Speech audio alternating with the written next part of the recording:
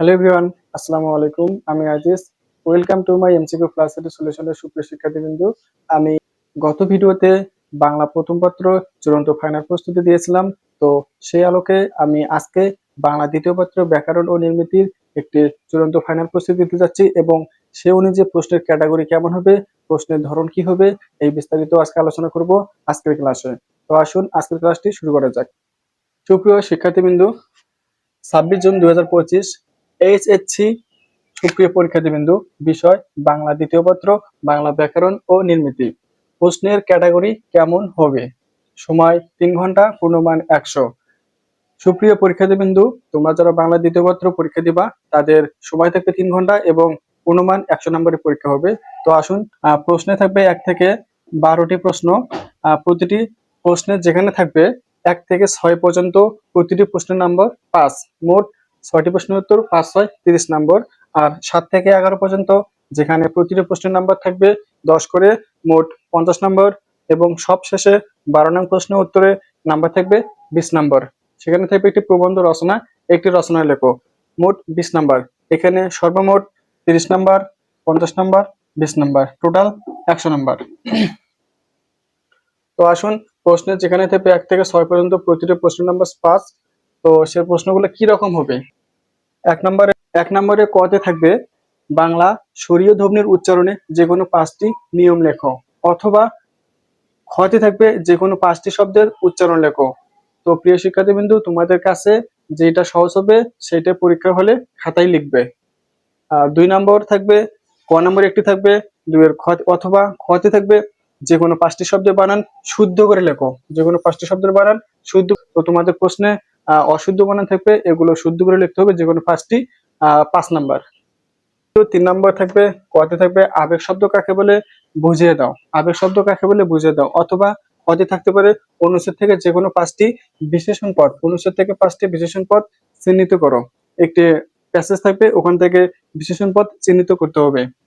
এরপরে 4 নম্বরে থাকবে প্রকৃতি প্রত্যয় অথবা ব্যাসবাক্য সমাসের নাম লেখো। যে কোনো সমাসের নাম থাকবে, ব্যাসবাক্য সমাসের নাম থাকবে 5টি। প্রতিটি প্রশ্ন 1 নম্বর করে, 5টি দিলে 5 নম্বর।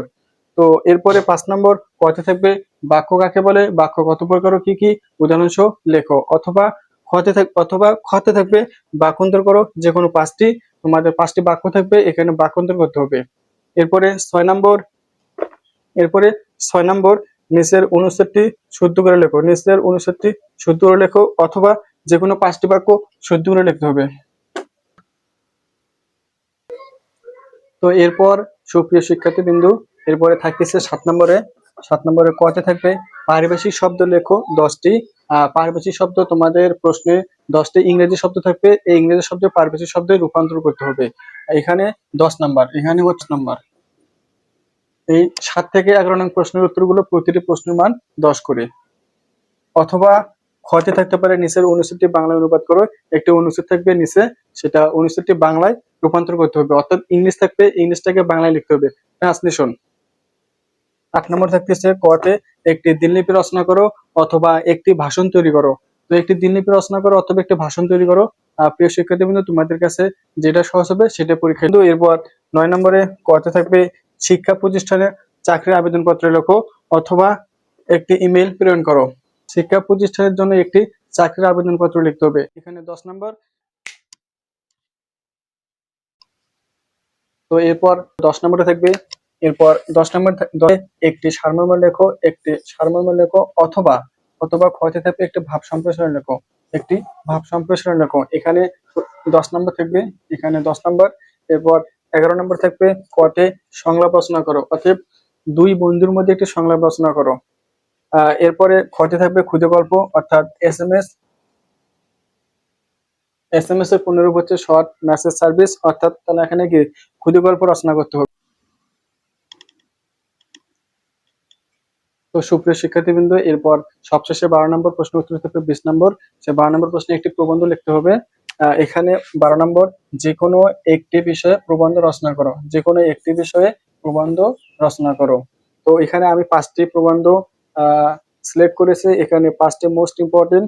তো এখানে আমি ক নম্বরটা সিলেক্ট করেছি স্বদেশপ্রেম, খ নম্বরে সিলেক্ট করেছি তথ্য প্রযুক্তি ও বাংলাদেশ, গ নম্বরে সিলেক্ট করেছি সাম্প্রদায়িক সম্প্রীতি ও বাংলাদেশ, ঘ নম্বরে সিলেক্ট করেছি মুক্তিযুদ্ধের চেতনা, ও নম্বরে সিলেক্ট করেছি দেশ গঠনে ছাত্র সমাজের ভূমিকা। প্রিয় শিক্ষার্থীবৃন্দু, যে কোনো একটি বিষয়ে প্রবন্ধ রচনা করো। এখানে একটি প্রবন্ধ রচনা করলে 20 নাম্বার।